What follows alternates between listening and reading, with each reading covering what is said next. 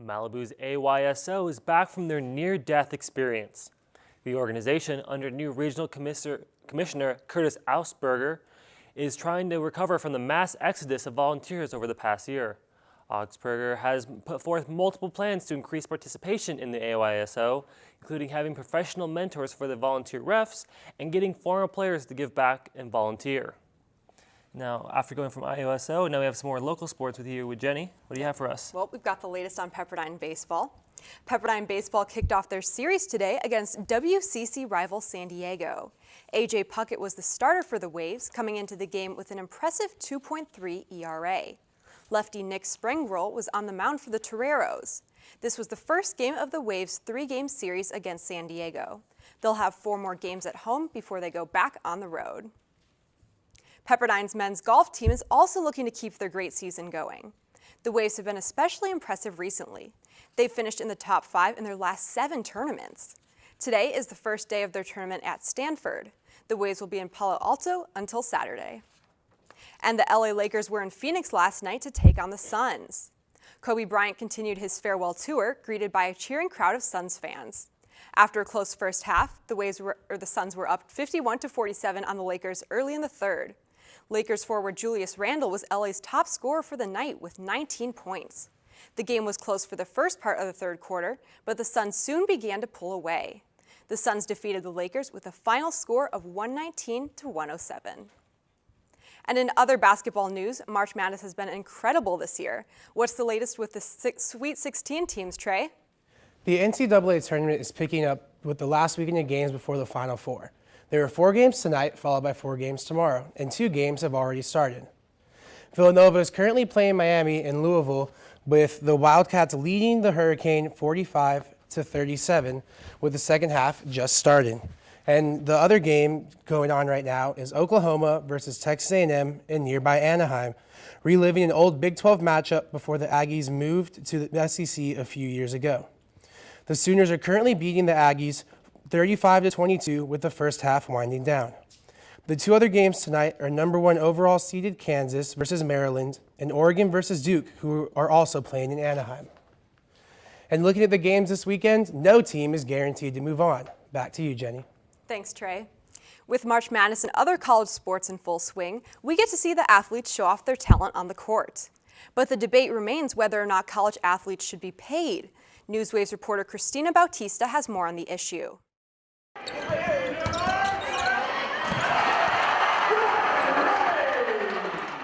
With hours of daily practices, workouts, and schoolwork, college athletes dedicate their bodies and time to succeed at the collegiate level.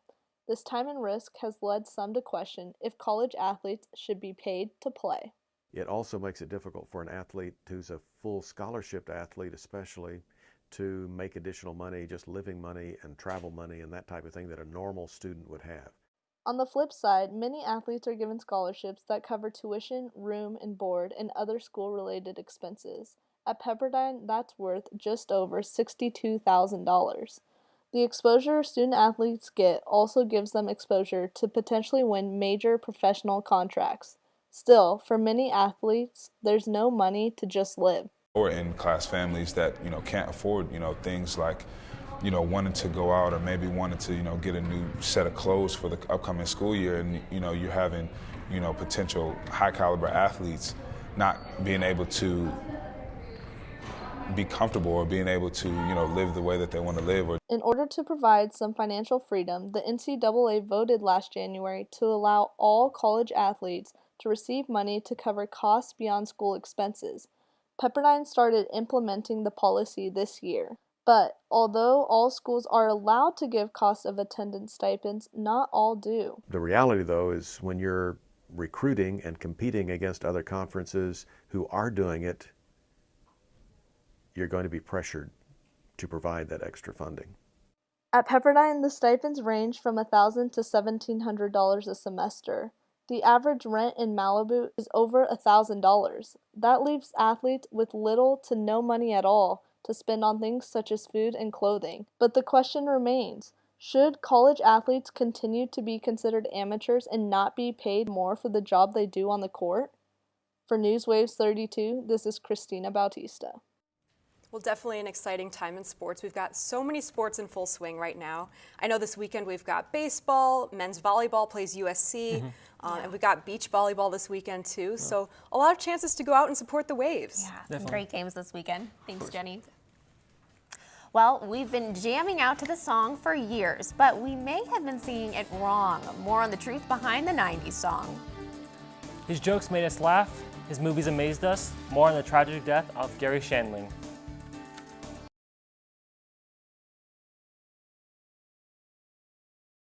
Westlake and Oaks Christian High School boys volleyball teams both wore Thousand Oaks Lancer green last night in their matchup. Both teams gathered to present signage for fellow league player Ryan Clydesdale. Ryan, a senior libero for Thousand Oaks volleyball team, was critically injured during a science experiment gone wrong.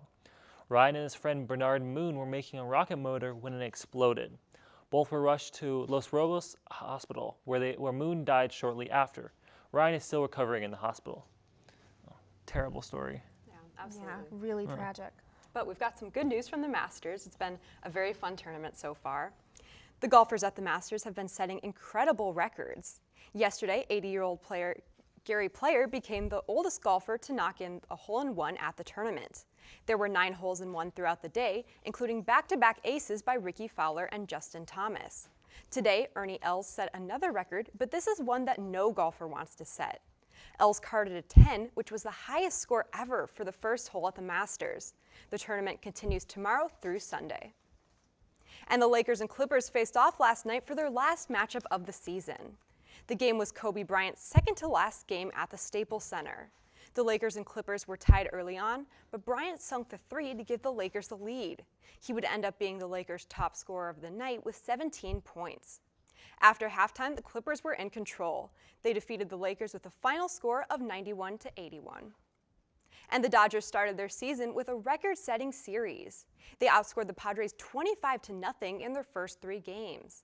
LA is now the only team in MLB history to start their season with 3 consecutive shutouts. Their streak is especially impressive since 3 of their key players are injured. Andre Ethier, Howie Kendrick, and Yasmani Grandal are all on the bench for the Dodgers. LA starts their series against the Giants tonight. The Dodgers have dominated the past few games, and Pepperdine's tennis team is looking for some big wins as well. What can you tell us about their upcoming games, Jackson? Well, Jenny, the Pepperdine men's tennis team will be playing a pair of games in Malibu against the WCC's Northwest teams this weekend. The Waves will take on the Gonzaga Bulldogs Saturday and the Portland Pilots Friday. Coming fresh off of 2 straight travel weekends with a 3-2 record, Coach Marcelo Ferreira is feeling very confident about his team's chances of performing well at home. Well, like we usually do, everybody's good out there. On the men's side, every team is dangerous, and we've seen this throughout the season and last season as well. So I'm expecting a battle. The guys are expecting the same, and we're gonna just come out knowing that if we don't bring 100%, we could really become dangerous. Coach Ferreira says that a key player to watch will be Lotaro Payne, who has only lost 1 match this season so far. Of course, men's tennis isn't the only Pepperdine team competing this weekend. The women's tennis team will also be flying north to play Gonzaga in Portland. The baseball team is traveling to Santa Clara for a 3-game series against the Broncos, and men's volleyball will take on USC in Los Angeles. Finally, the track team will compete in the Pomona Pitzer Invitational. And that wraps up a weekend in sports. Back to you, Jenny. Thank you, Jackson. Well, such an exciting time with both Pepperdine sports and pro sports. I mean, opening day happened this week. That was so much fun. And the Masters. Definitely. So great. Thanks, Jenny. He's a bad boy on screen, and now he's facing criminal charges off the screen. The alleged accusations that have one of Hollywood's biggest stars in trouble. The show has sang their way into our hearts, and now after 15 years, they're singing their final goodbye. The series finale that will close their curtains, crowning one final champion.